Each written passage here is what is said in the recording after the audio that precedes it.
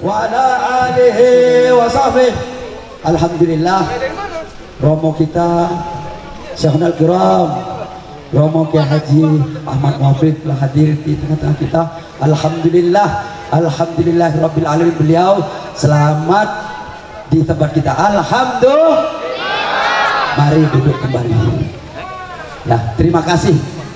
Dari jam 8 kita nyanyi alhamdulillah, alhamdulillah, alhamdulillah. Selanjutnya kita langsung mendengarkan wejangan. Nggih. Sampun sabar Bu, sabar Bu nggih. Ngantuk Bu? Belum, tadi ngantuk. Nggih. Nggih, monggo. Bansernya duduk, monggo. Monggo lungguh kabeh. Lungguh, nggih. Kepada Syekhul Kiram Al-Fadil Romo Kiai Haji Ahmad Muhafiz yang saya hormati ini. Fadhil.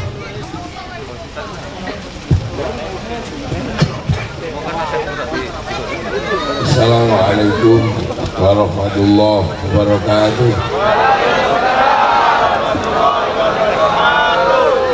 Bismillahirrahmanirrahim.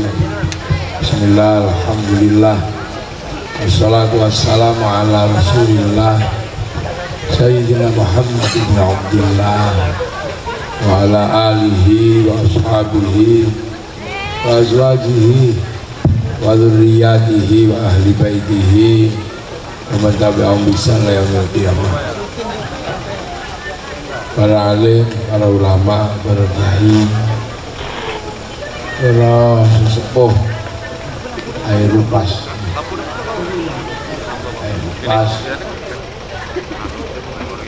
kita cintai Pak Camat kan? Ya Allah, sampai Pak Camat nih sampai jam ini. Alhamdulillah,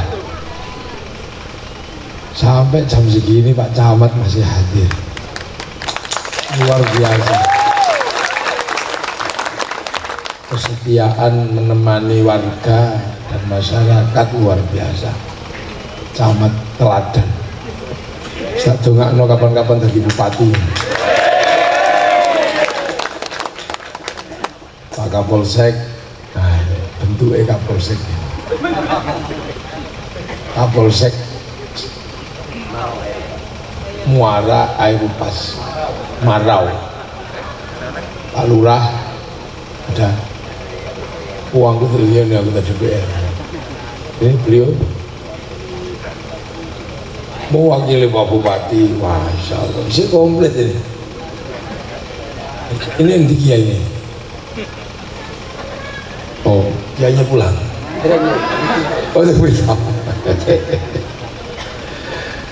Yang berbahagia semuanya yang hadir yang saya hormati. Alhamdulillah. Kasih. Kalau Kiai ini lagi kan, Ustadz yang ini.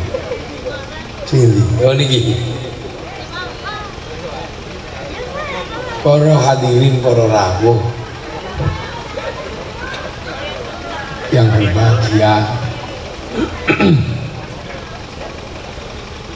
Jadi kalau dilihat dari ubur rampenya ini, ada jeruk dihias, ada tumpeng, ada makanan banyak. Ini adalah khas peringatan Maulid Nabi. Khas peringatan Maulid Nabi itu ada tumpengnya, ada sayur, ada makanan yang banyak. Cuman karena mungkin sudah terlalu malam jadi udah habis makanan. Nah, Maulid Nabi itu tidak jauh-jauh dari hal yang seperti ini. Maulid Nabi di Banjarmasin itu juga makanannya banyak. Di Sumatera juga makanannya banyak. Di Sulawesi juga sama, kalau maulidan kayak begini. Tapi yang paling rame itu tetap di Jogja. Mulutan kalau di Jogja itu tumpengnya segede joglo itu. Karena ada dandang 1000. Dandang tahu? Oh, masak itu 1000.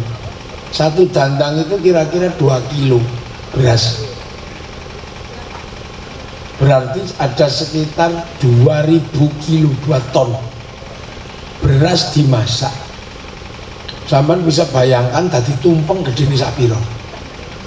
Makanya Jogja itu kalau mulutan tumpengnya gede nih setengah joglo itu. Dipikul orang 100, terus dihias sayur-sayur itu dihias. Tempelkan di tumpeng ini. Pucuknya ada telur warna merah dicet, jumlahnya 5. Nanti dibacakan Quran, bacakan sholawat, terus lari rebutan tumpeng itu. Ada yang kakinya masuk tumpeng, ada yang naik, udah pokoknya. Habis itu dibawa pulang ke rumah masing-masing. Nah yang punya anak nggak laku nikah, kasih makan tumpengnya itu. Ya nggak punya anak nggak nikah, kasih tumpengnya. Punya sawah banyak tikus, ya dikasih makanan yang tadi direbut dari tumpeng. Punya suami kok udah lemes gitu, dilungkeri kacang panjang, ya itu di sana. Terus yang jadi rebutan adalah telur yang jumlahnya 5 yang di atas itu untuk jimat. Makanya banyak sekali orang yang menuduh itu mulutan mubadzir, mulutan musyrik, mulutan bid'ah. Ada yang bilang begitu. Tapi tetap aja tidak pernah berubah, begitu terus. Nah, mulutan yang rame itu di luar negeri juga rame. Turki itu kalau mulutan habis maghrib, habis subuh baca maulid sampai jam 12 malam. Di Istanbul, Turki sana. Habis itu keluar ke jalan-jalan, masyarakat menyediakan makanan, bebas makan apa saja di situ. Bahkan orang Turki itu kalau mulutan bukan cuma menyediakan makanan, ada kulkas gratis, ada di pinggir-pinggir jalan itu ada yang menyediakan motor gratis, kulkas gratis, AC gratis, mainan anak-anak gratis. Di Iran, di Irak juga kalau mulutan begini modelnya makan. Nah, yang paling seru itu kalau di Citnya itu negara bagian Uni Soviet dulunya. Itu kalau mulutan itu rajanya atau presidennya yang namanya Ramadan Kadyrov itu keluar bawa gelas. Semua orang kalau lihat gelas itu histeris, nangis, karena gelas itu pernah dipakai minum oleh Rasulullah waktu masih hidup. Terus diarak keliling kota, di belakangnya pakai jeep, pakai mobil-mobil besar, dan di belakang itu ada yang pakai motor, nggak ada knalpotnya. Jadi persis kok kampanye gitu. Nanti pulang sampai di alun-alun negara makan, mau makan rawon semua. Dulu di Mekah juga begitu, tumplek-plek di makamnya, di tempat lahirnya Rasul. Yang di Madinah tumplek-plek di makamnya Rasul itu, tapi terus dilarang karena mengingat terbunuhnya cucu Rasulullah yang namanya Sayyidina Husain, mengingat dibunuh oleh Yazid, mengingat Yazid itu ibunya dari kampung Najd, yang kebetulan Najd itu juga kampungnya raja waktu itu Abdurrahman bin Abdul Aziz As-Saud. Itu makanya daripada nanti bahas kampung Najd, bahas politik, maka terus dilarang. Nah itu makanya pelarangan di Mekah Madinah karena pelarangan politik. Tapi di seluruh negara masih, Malaysia kalau mulutan ya makanan banyak. Brunei kalau mulutan ya makanan banyak. Makanya kalau di tempat saya sendiri kalau mulutan itu ada durian sak truk. Terus ada ingkung ayam itu ratusan. Yang ayam saya potong itu rata-rata harganya di atas 20 juta. Ada yang 100 juta, ada 300 juta. Tak potong untuk ingkung kayak gitu itu ayam. Malu saya sama Rasulullah, masa mulutan pikir pincang enggak enak. Nih, makanya tak potong. Kambing berapa ekor. Nah, kalau di tempat saya mulutannya nggak pakai pengajian. Baca maulid dari sore sampai tengah malam, habis itu makan.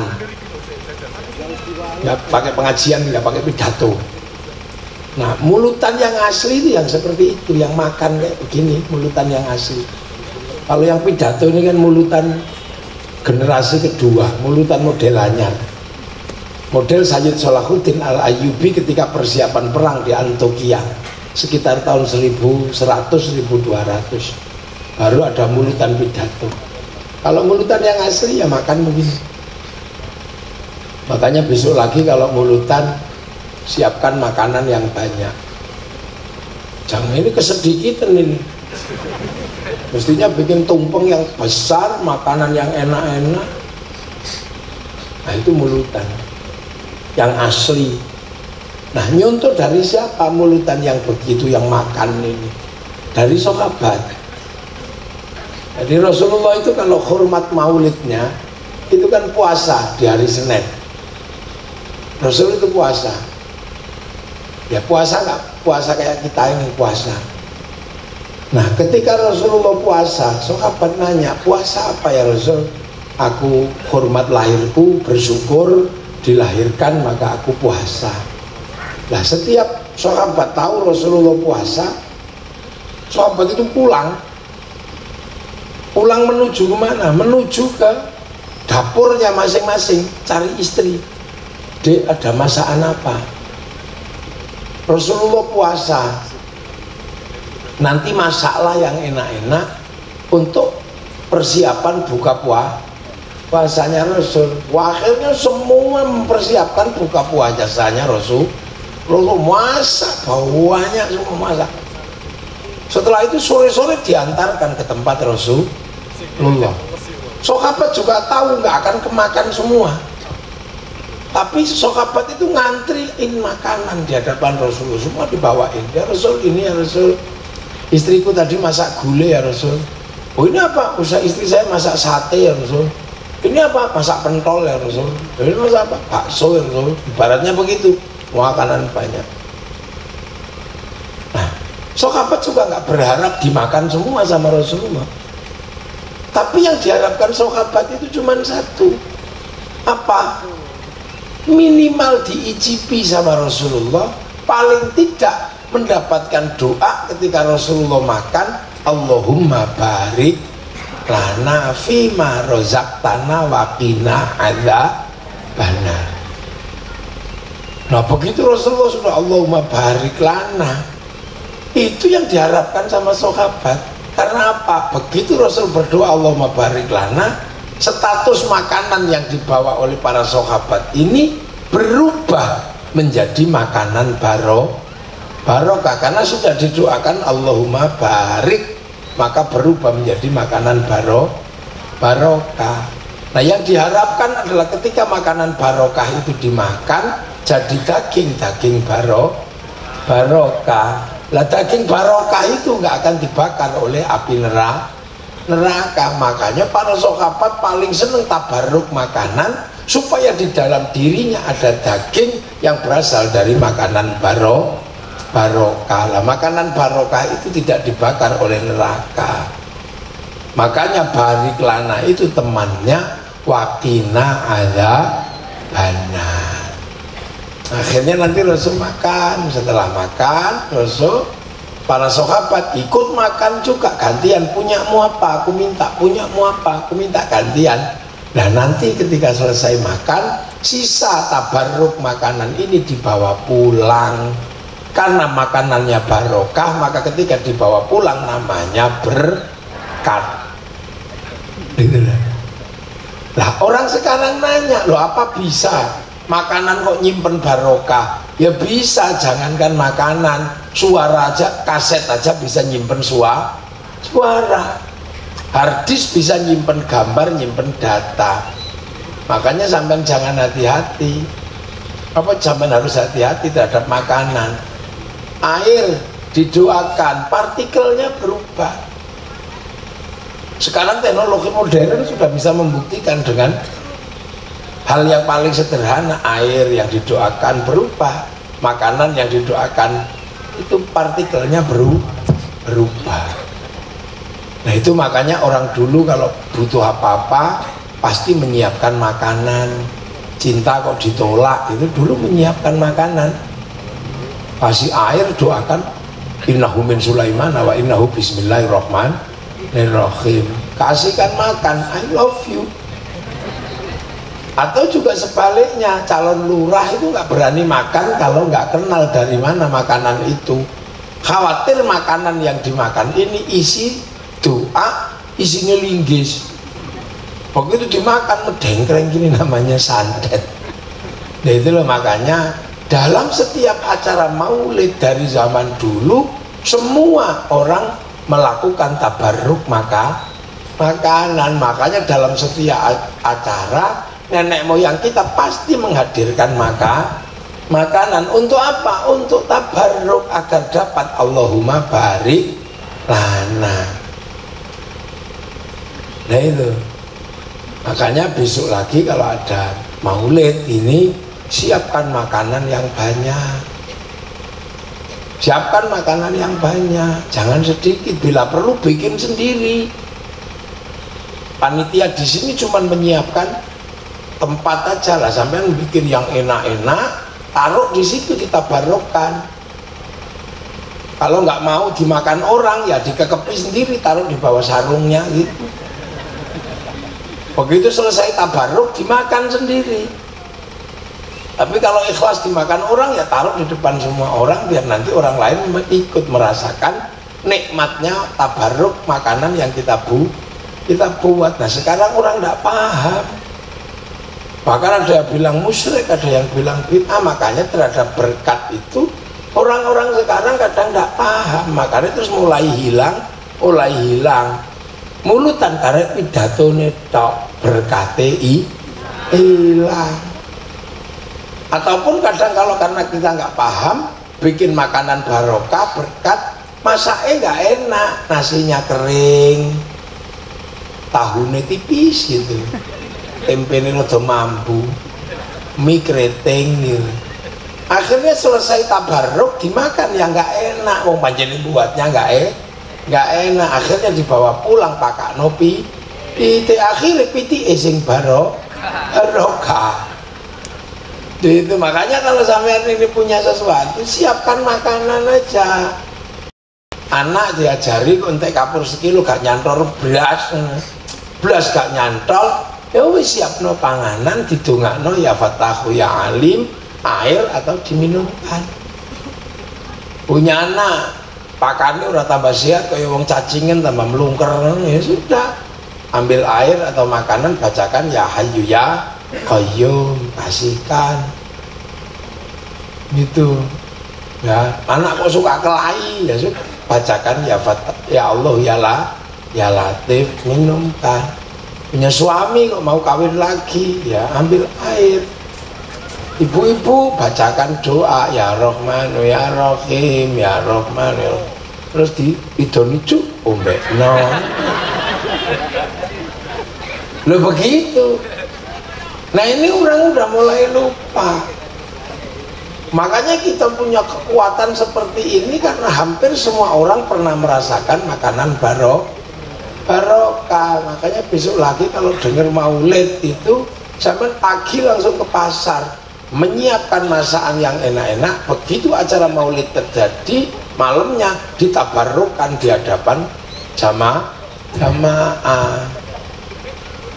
Pak insya Allah nanti kemudian kita ketitipan makanan barokah. Lah makanan barokah inilah yang tidak dibakar oleh api neraka. Lah melakno sesuk nek mulutan ini wis bener. Ada tapi kurang banyak itu. ono apa jeruk itu ya. Ya enggak apa-apa, udah bagus kayak begini, cuman kalau bisa besok panitia itu nyiapkan gedebok pisang aja satu, taruh di tengah itu. Sampean dari rumah bawa lidi sama uang, terus uangnya dijadikan bendera, tancapkan di pohon itu, biar nanti yang kecil-kecil itu ikut ngambil balon. Akhirnya yang kecil-kecil itu sama mulutan seneng.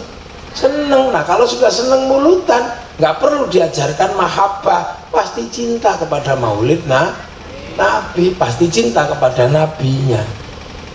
Loh, itu kan cara yang harus dipakai dan digunakan agar apa? Agar cinta itu tumbuh. Nah, itulah. Maka besok tahun depan ini Zed ya agendakan ada meja yang lebih besar lagi di sini untuk apa, ibu-ibu biar bisa tabarruk makanan di sini.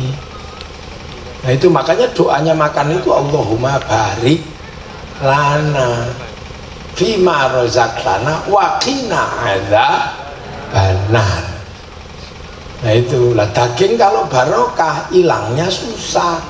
Makanya iblis itu paling stres kalau orang punya daging barokah, ngilanginya susah. Kalau ngilangi mulut yang berzikir itu gampang hilangnya. Habis zikir terus kemudian keluar di tengah jalan ketemu perempuan naik motor jengking, mulut kita bilang wow, hilang.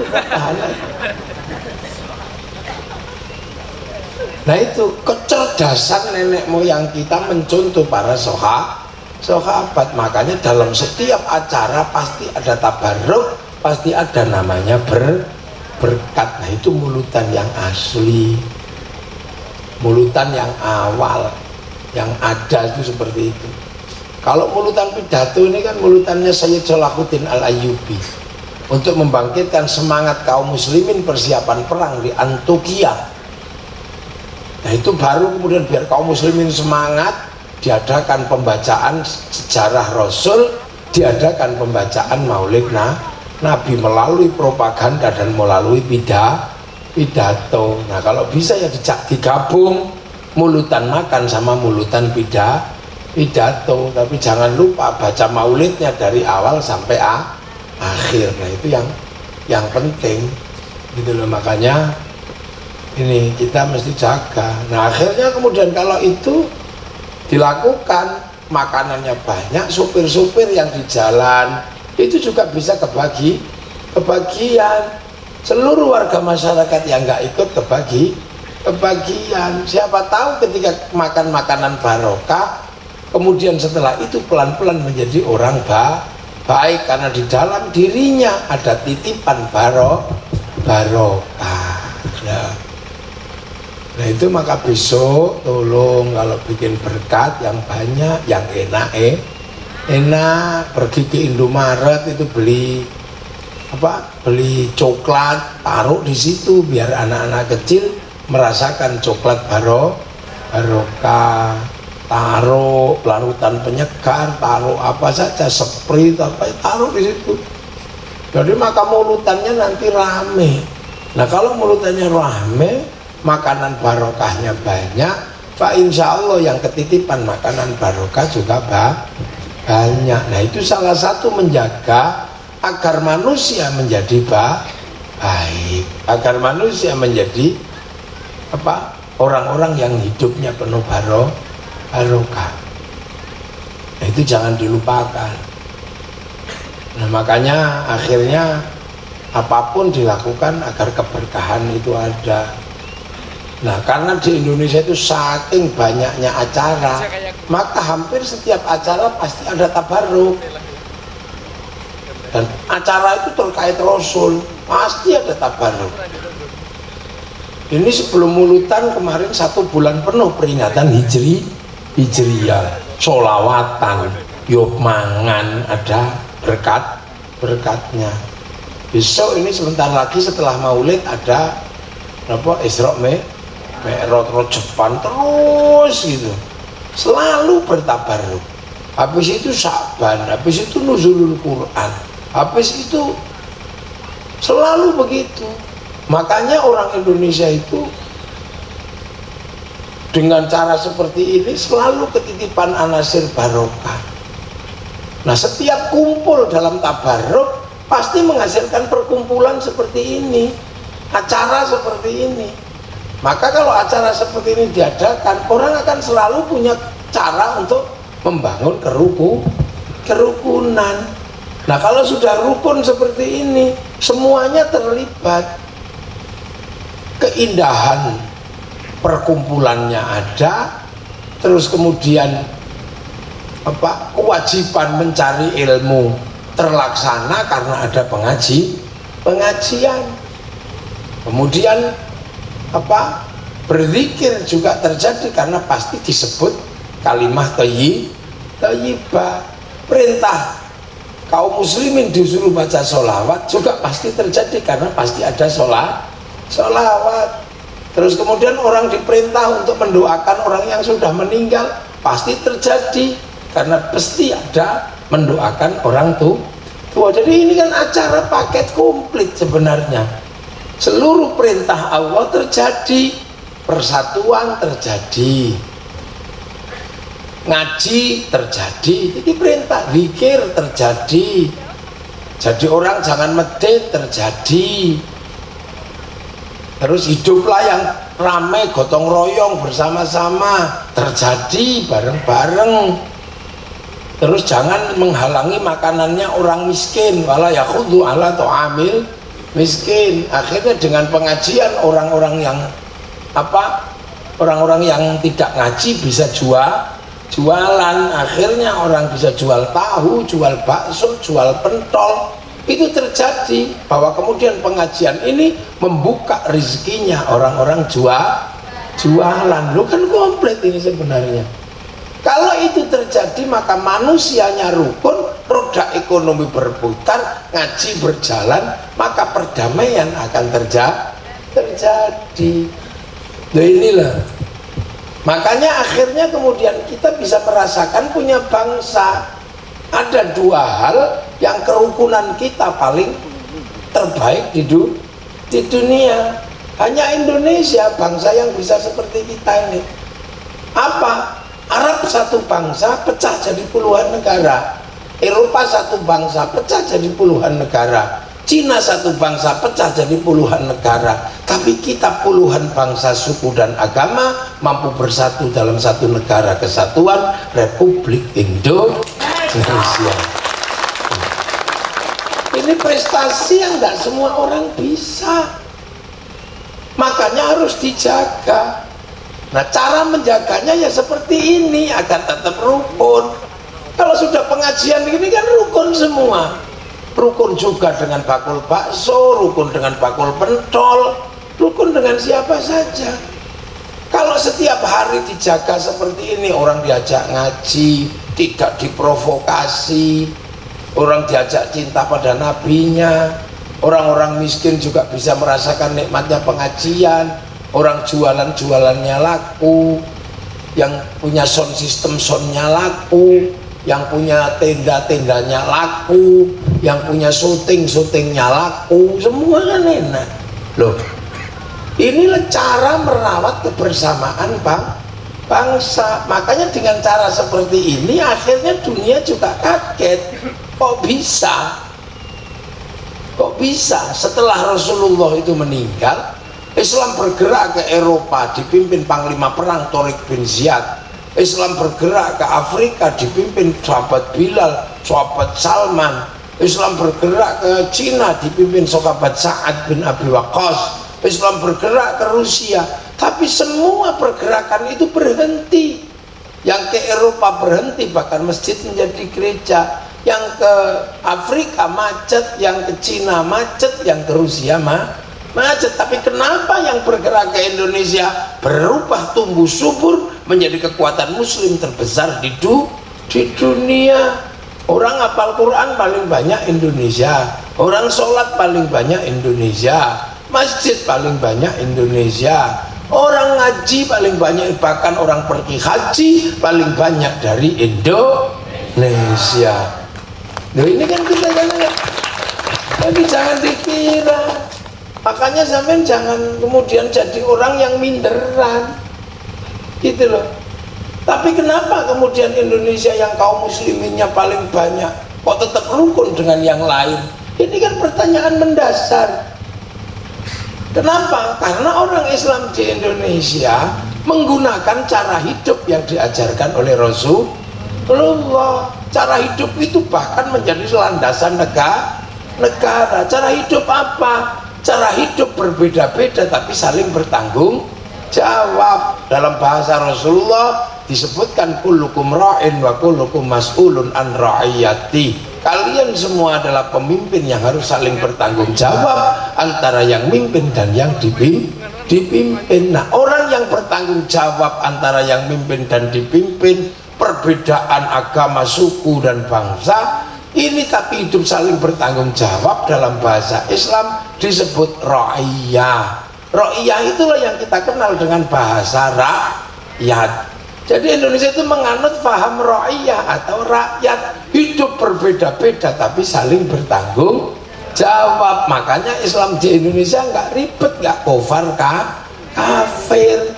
Makanya kalau di Islam di luar kufar kafir berarti orang ini tidak mengerti konsep ra'iyah. Makanya dia ini sebenarnya harus dipahamkan bahwa rakyat sebagai landasan konstitusional untuk menyebut warga bangsanya itu harus dipahami, tidak lagi kufar kafir. Makanya kalau ra'iyah atau rakyat itu ngumpul disebut musyarakah, lahir konsep masyarakat. Kalau sudah masyarakat lahirlah konsep, kalau berbeda faham wasyawirum fil amri, lahir konsep musyawarah. Rakyat musyawarah, karena dulu yang bangun konsep ini adalah para wali, maka daerah ra'iyah disebut wilayah. Wilayah itulah yang akhirnya disepakati menjadi Negara Kesatuan Republik Indonesia. Jadi harus dipahami, makanya jangan kufar kafir kalau di Indonesia. Karena rakyat itu hidup berbeda agama, suku, bangsa dan agama, tapi saling bertanggung jawab. Itu makanya kita menggunakan bahasa kerakyatan yang dipimpin oleh hikmah, kebijaksanaan dalam permusyawaratan, perwakilan. Makanya kiai-kiai nggak kufar kafir, tapi beda dengan yang sekarang ini. Banyak yang kufar kafir, biasanya mereka itu nggak punya umatnya subscribe atau like ngono, makanya kufar kafir. Nah itulah makanya kita di Indonesia ini nyaman, aman dan tentram. Suriah dikit-dikit kufar kafir, ya perang gitu. Mesir hanya bersahabat dengan sesama Islam yang namanya Ikhwanul Muslimin, bentrok. Akhirnya kepala Ikhwanul Muslimin digantung di Mesir. Ada Hizbut Tahrir di Filistin, ya dikit-dikit kafir, ya bentrok. Afghanistan persoalan jenggot aja ribut, akhirnya apa? Ya sudah tembak-tembakan bersama Taliban. Nah kita di Indonesia rukun 24 jam, ngaji sambil nungging-nungging gini ya nggak apa-apa. Makanya Islam di Indonesia adalah Islam yang hidup bersama dalam perbedaan dengan yang lain, tapi hidup dalam keadaan riang gembira. 24 jam kita ngaji sepanjang tahun. Ini kan indahnya. Makanya bangsa ini pelan-pelan bangkit dan menjadi bangsa yang cepat atau lambat akan menjadi bangsa besar. Karena kita ini bukan bangsa kecil, kita ini bangsa besar. Nah, makanya kita kemudian selalu bangun aja kebersamaan ini. Yang lain sudah melupakan kebersamaan, tapi santri nggak pernah melupakan kebersamaan. Dungo, yang sing lainnya kan wis karek dungo dhewe baru ketap-ketap. Mana udah mau lagi doa bersama. Tapi kalau santri doa masih menghasilkan kebersamaan. Makanya kalau doa pasti bareng. Kiai ini sing donga, santri ini sing amin. Wis kepegelan amin. Nah nanti kalau semuanya pengen berdoa diajak ke alun-alun air upas, akhirnya ada air upas berzikir, air upas istighosah. Kalau sudah seperti itu semua terlibat, yang jualan bakso ya terlibat, apa saja terlibat. Sama dengan sholawat, ini dikerjakan sendiri-sendiri juga nggak apa-apa. Ibu-ibu mau sholawatan sendiri boleh, yang santri sendiri boleh. Mau sholawatan model apa boleh, ada yang model Arab, marhaban ya nurul aini, marhaban boleh. Ada yang model simtuduror, wassalamun mustamirun ulakini atajatan boleh. Model dangdutan boleh, ya Rasulullah salamun alaik boleh. Model Jawa, ya Nabi salam alaika, ya Rasul salam alaika boleh. Model Banjarmasin itu ada, ya Rasulullah salamun alaik ya Rafi'a sani wa daraji fatayaji rotal alamin ya wahairal judi wal karomi kota baru gunungnya bamega apa. Tapi di tangan para ulama sholawat yang di sana jadikan satu. Akhirnya ada air upas bersolawat. Kalau sudah seperti itu apa yang nggak terserap? Gelaran terserap, balon terserap, roda ekonomi berputar, keamanan terjaga, pengetahuan terjaga, kebersamaan terjaga. Lah kalau terus-terusan seperti ini, maka kemudian masyarakat akan merasakan nikmatnya kebersamaan, dan itu masyarakat membiayai dirinya sendiri. Iuran dewe untuk menjaga kebersamaan, untuk menjaga perdamaian. Akhirnya dengan cara-cara seperti ini polisi diuntungkan, bupati diuntungkan, camat diuntungkan, DPR diuntungkan. Diuntungkan apa? Karena masyarakat membiayai dirinya sendiri tanpa ngerepoti pemerintah. Makanya pemerintah harus mendukung kegiatan-kegiatan seperti ini, karena ini membantu pemerintah apa? Menjaga perdamaian, memutar roda ekonomi. Nah, ini yang kadang orang nggak paham. Nah, ini caranya santri. Makanya kalau terus seperti ini kita nikmat. Makanya selagi masih ada santri, selagi masih ada para ulama yang ikut menjaga perdamaian dan menjaga keamanan NKRI dengan cara seperti ini, bangsa kita akan tetap aman-aman saja, akan tetap tenang-tenang saja. Nah ini sesungguhnya. Makanya kita ini selalu bikin maulid, bikin apa, biar kita selalu juga ingat, gitu lah, bahwa ini cara kita ikut menjaga agar bangsa ini tetap stabil, tetap aman, hidup terjaga kebersamaannya, roda ekonomi berputar, semuanya merasakan indahnya menjadi orang Indonesia. Amma ba'du.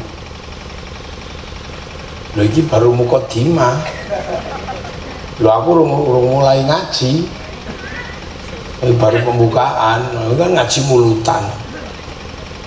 Guys, ya ngaji alon-alon aja ngantuk ya.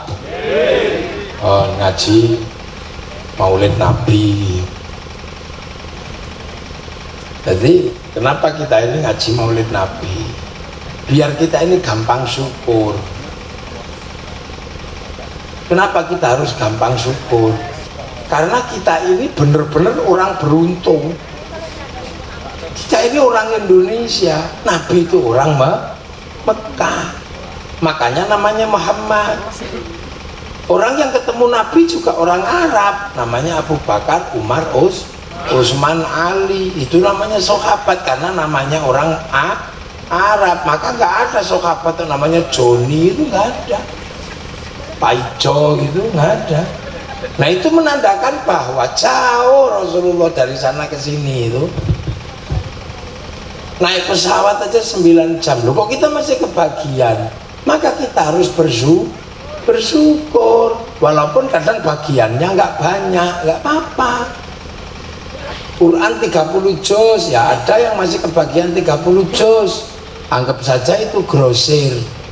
Nah kalau kita nggak bisa grosir 30 juz ya alhamdulillah masih kebagian eceran. Nah terus ya alhamdulillah masih kebagian Yasin. Ada yang cuman kebagian kulhu, ada yang kebagian Bismillahirrahmanirrahim, ada yang kebagian kalau dipanggil suaminya jawabnya nun. Nah itu udah kebagian. Ya matur nuwun masih kebagian. Sholat itu banyak sekali yang diajarkan oleh Rasulullah, alhamdulillah masih kebagian, walaupun setahun sekali lebaran, ada yang kebagian seminggu sekali Jumatan, ada yang senengani baru maghrib tok. Ya alhamdulillah wis kebagian.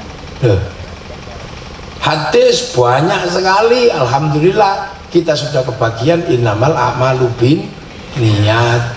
Doa banyak sekali, alhamdulillah kita sudah kebagian doa makan sama doa kan udah cukup. Ya kalau yang kelas besar bagiannya ya nanti surganya bagus. Nah kalau yang kita yang bagiannya dikit-dikit ya tidak apa-apa, ngemper-ngemper dikit nggak apa-apa. Nah itu makanya mesti disyukuri.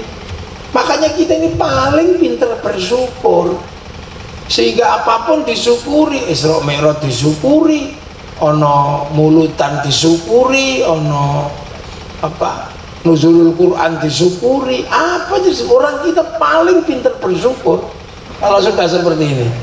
Makanya jangan heran kegiatan tahunan ini terus menerus, intinya cuma satu, bahwa ini semuanya adalah wujud bersyukur loh. Makanya karena kita wujudnya syukur, maka selalu ditambah oleh Allah menjadi baik, menjadi baik, menjadi baik. Nah itu mengingatkan kita bahwa kita ini bukan orang Arab tapi masih kebagian. Sementara orang berusaha untuk belajar itu terus menerus itu, dan ini akan terjadi generasi ke generasi. Generasi pertama namanya sahabat, itu yang ketemu Rasul. Ketika nggak ketemu Rasul, cuma ketemu sahabat, namanya tabi'in, pengikut. Nah setelah tabi'in, ya itu ada tabi'in, pengikutnya pengikut. Nah kalau kita ini kelasnya apa? Kan udah jauh sekali tabi'ut itu. Misalnya ini ada kiai-kiai di sini ikut Nahdlatul Ulama, berarti ikut Kiai Hasyim Asy'ari. Kiai Hasyim Asy'ari diajari sama Kiai Soleh, Kiai Khalil, Kiai Asy'ari. Kiai Asy'ari muridnya Kiai Khairon. Kiai Khairon muridnya Kiai Abdul Wahid Salatiga. Kiai Abdul Wahid muridnya Kiai Abdul Halim Boyolali. Kiai Abdul Halim muridnya Kiai Sufyan Tuban. Muridnya Kiai Jabar. Kiai Jabar muridnya Kiai Abdurrahman Lasem. Muridnya Kiai Abdul Halim Benowo. Muridnya Mbah Cokrojoyo Sunan Geseng. Ini muridnya Sunan Kalijogo. Ini muridnya Sunan Bonang. Sunan Bonang muridnya Sunan Ampel. Sunan Ampel muridnya Mbah Ibrahim Asmoro Kondi. Mbah Ibrahim Asmoro Kondi muridnya Syed Jumadil Kubro. Syed Jumadil Kubro muridnya Syed Muhammad Pase. Syed Muhammad muridnya Syed Ahmad Jalaluddin Campa. Syed Ahmad Jalaluddin muridnya Syed Abdul Malik Mongol. Syed Abdul Malik muridnya Syed Alawi Amil Faqih. Muridnya Syed Ahmad Syokib Mirbat. Muridnya Syed Ali Khalil Osam. Muridnya Syed Alwi. Muridnya Syed Muhammad. Muridnya Syed Alwi. Muridnya Syed Ubaidillah. Muridnya Syed Ahmad Al-Muhajir. Muridnya Syed Aisyah. Muridnya Syed Muhammad. Muridnya Syed Ali Uraidi. Muridnya Syed Ja'far Sodik. Muridnya Syed Bakir. Muridnya Syed Ali Zainal Abidin. Muridnya Sayyidina Hasan Husain. Murid Sayyidina Ali. Nah ini yang langsung muridnya Rasulullah Muhammad Sallallahu Alaihi Wasallam. Jadi makanya muridnya ulama dengan muridnya Nabi ini gayanya pasti beda. Makanya murid-murid ulama ini ya gayanya gaya air upas gitu lah. Nah orang muridnya Nabi kalau makan pakai 3 jari, oh yang dimakan kurma sama roti. Nah kalau di sini maksa 3 jari ya kocar kacir, oh yang dimakan soto. Loh kan ini harus tahu kayak begini.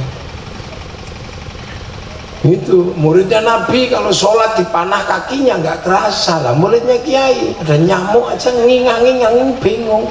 Ada bakul bakso pasti ting ting ting, bakso. Beda kelasnya ini. Makanya kalau muridnya Nabi sholatnya Allah Akbar nggak apa-apa. kok nggak lihat, karena hatinya khusyuk hanya kepada Allah. Muridnya kiai takbirnya Allah Akbar, yang belakang mesti iki nyetop apa. Loh, makanya kita ini dimang dengan gitu. Muridnya Nabi kalau zikir diem gini, hatinya kepada Allah. Muridnya kiai kok ikut diem gini, ya turu. Makanya zikirnya gedek. Muridnya Nabi kalau zikir ya sudah tahu apa yang dizikirkan. Tapi muridnya ulama kalau kiainya nggak bunyi, dia nggak ngerti ini zikir apa. Makanya kiainya bunyi la ilallah. Makanya biar akhirnya yang belakang bisa menirukan. Loh ya kayak gitu, itu kan harus dipahami. Jadi tidak dengan tiba-tiba harus nyontoh langsung seperti Rasulullah. Nah terus wong kampung piye? Wong ulama itu pewarise Kanjeng Nabi. Al ulama warasatul anbiya. Ya yang diwarisi beda-beda. Makanya gaya ngajarnya juga beda. Muridnya Nabi dipanggil sholat langsung datang langsung sholat. Muridnya kiai dipanggil sholat masih di kebun goleki brondolan sawit. Ya. Makanya mestinya duhur setengah 12 bisa mundur setengah 3.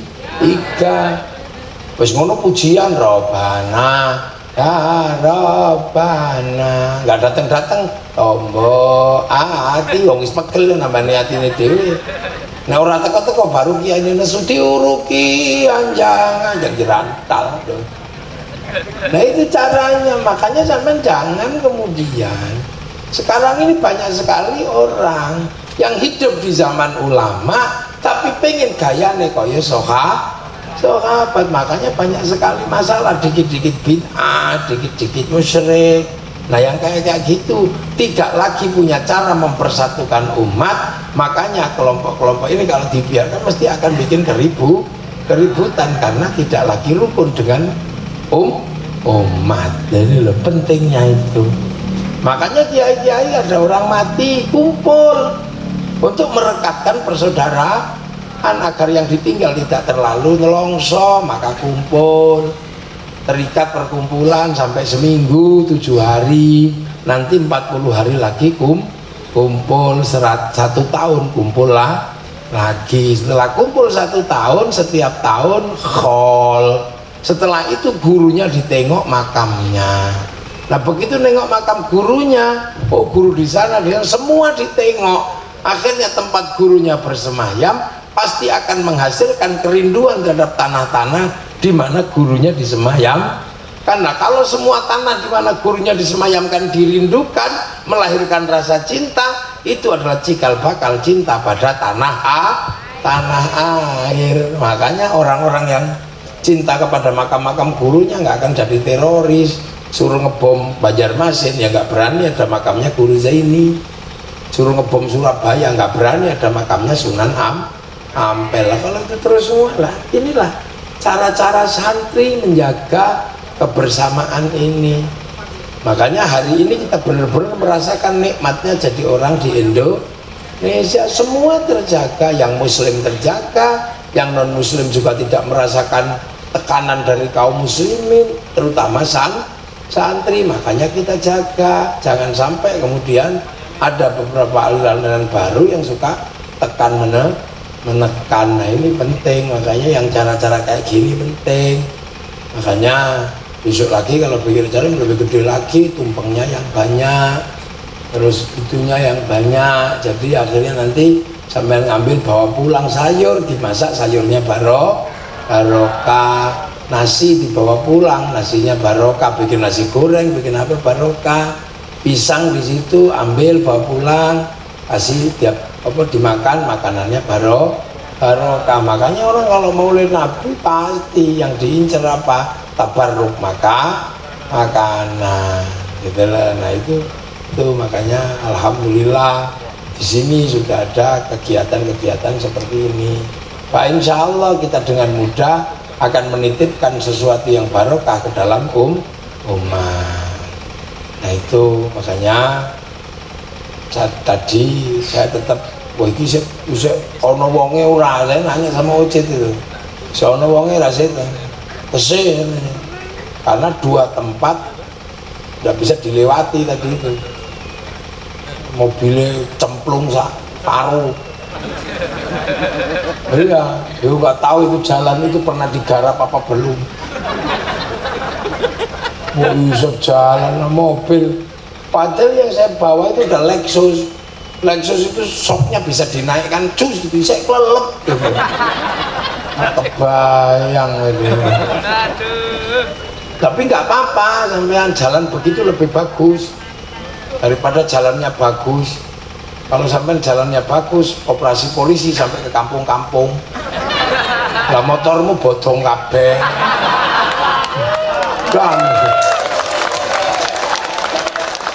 Mending jelek begitu jalannya, biar nanti polisi tidak mencari sampean ke kampung-kampung. Loh ini bener aku seru kok. Orang bayar pajak, orang coba. Lah polisi mau operasi ke kampung ya wegah udaranya welek. Jadi itu caranya menyelamatkan motor bodong itu ya itu. Mulai bener kalau saya digarap. Akhirnya kalau saya kesini saya kerasa betul bedanya jalan di Jawa sama di Kalimantan. Ya namanya juga mantan kali kan pasti bledok-bledok. Seneng saya, baru saya seneng itu. Itu sama dengan jogging keliling lapangan ya. Gogak. Saya perlu olahraga, ada olahraga. Iya makanya Nabi, nah itulah yang kadang hanya karena persoalan seperti itu kita ini terus kemudian protes, ini negara kita jelek. Lah yang jalan seperti itu yang jelek juga masih banyak, gak cuma di sini. Karena Indonesia itu luasnya luar biasa. Terus kita kadang membanggakan negara terdekat ini, Malaysia. Lihat itu jalannya Malaysia bagus. Malaysia lebih bagus dari Indonesia kan selalu begitu. Tapi sampean nggak tahu kan. Kemarin 6 bulan yang lalu, 3 bulan yang lalu lah, Menteri Keuangan Indonesia nagih utang ke Malaysia. Ternyata Malaysia punya utang ke Indonesia 250 triliun dan Malaysia nggak bisa bayar utang ke Indonesia. Loh, ayo. Karena kita nggak ngerti rumang sawo. Indonesia itu sing diurusi akeh, gitu loh. Makanya kita kadang hanya karena seperti itu terus kita menjelek-jelekkan pemerintah. Sing diurusi pemerintah itu akeh.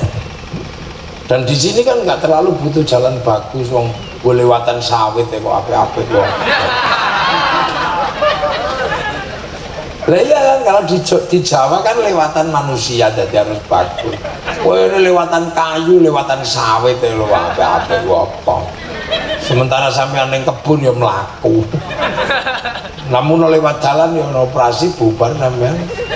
Tak delok motore ora ono sing suratan bal. Jangan-jangan motor iku ya ora ono surate pancene apa bubar. Itu Pak Polisi, Pak Kapolsek. Tak lapor ke sekalian. Monggo kalau mau dioperasi habis ini. Tapi janganlah jalannya jelek. Sakno. Nah itu. Nah kita ini diem-diem kan kadang kita ini selalu melupakan bahwa kita ini punya bangsa yang bagus, bangsa yang indah. Nah kita ini suka hari-hari ini kan paling hobi menjelekkan bangsanya karena misalnya sawit murah. Wah ini loh, sawit itu komoditas internasional yang menentukan bukan pemerintah Indonesia, itu perdagangan internasional. Lalu sampai tandur apa cipluan itu ya sampai bisa menentukan harga karena dia bukan komoditas internasional. Karet itu ya sama, karet sini murah, karetnya mau Brazil ya murah sama.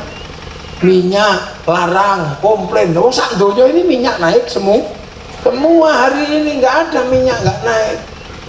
Yang repot itu Inggris, di duit raiso tuku panganan karena makanan tidak ada. Mending sampean orang di duit nih iso utang panganan. Ini enak kita jadi orang Indonesia, nanti ijazah ya iso urip.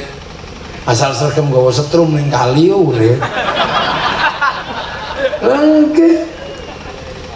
Orang duwe kebun ya urip, asal sregep jiku brondolan ya urip, karo delik-delik.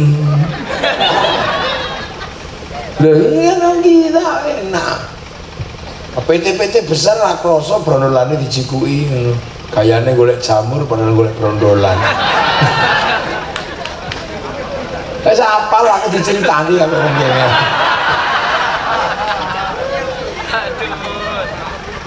Modus itu ya biasa aja wong mriki itu biasa. Indah.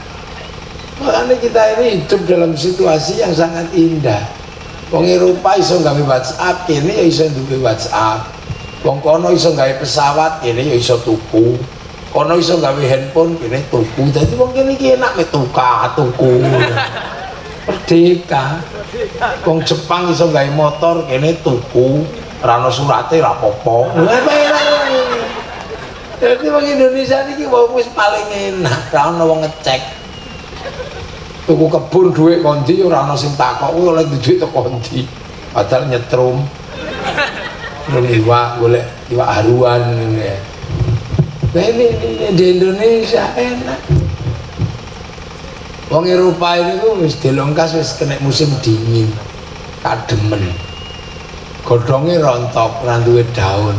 Yang enggak rontok cuma daun cemara. Makanya bulan Desember nek wong Nasrani, dulur-dulur Nasrani niku pakai daun cemara karena bulan Desember sing ora rontok godhonge dan bisa dihias iku daun cemara. Soalnya wong Eropa coba Natal iku asli kene iso godhong jambu, iso macam.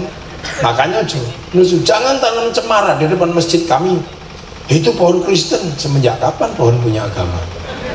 Ya kan kudu dipahami ini indah Indonesia luar biasa. Makanya ngerupun wong Amerika saiki ya rekoso uripe iku jaminan besar di perbankan ya wis ra ono jaminane.